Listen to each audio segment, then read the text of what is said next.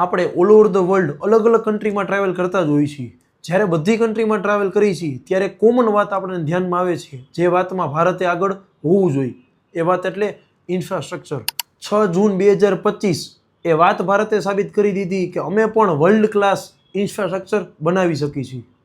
એ project એટલે Indian એન્જિનિયરિંગનું marvel Chenab railway bridge, કે જે જમ્મુ કાશ્મીરના રાંસી ડિસ્ટ્રિક્ટમાં બનાવવામાં આવ્યો છે. આ બ્રિજનો સૌથી ચેલેન્જિંગ પાર્ટ છે એમની હાઇટ. જે હાઇટ પર આ બ્રિજનું કન્સ્ટ્રક્શન કરવામાં આવ્યું છે એ હાઇટ એફિલ ટાવરની હાઇટ કરતાં પણ 100 ફૂટ વધારે છે. આ બ્રિજ બનાવવા માટે 5400 મેટ્રિક ટન સ્ટીલનો ઉપયોગ થયો છે.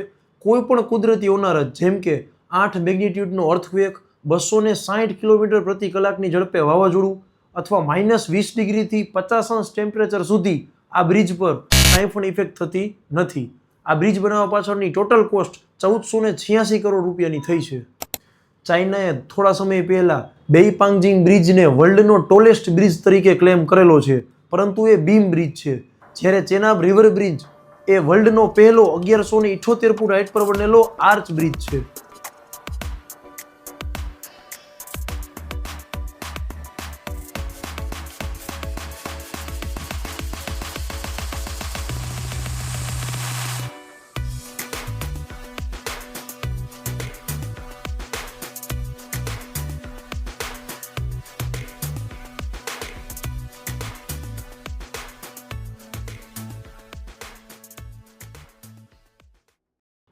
એક ભારતના નાગરિક તરીકે હું કહીશ કે આ કોઈ એક બ્રિજ નથી, પરંતુ આ નવા ભારતની ઊંચાઈનું પ્રતીક છે.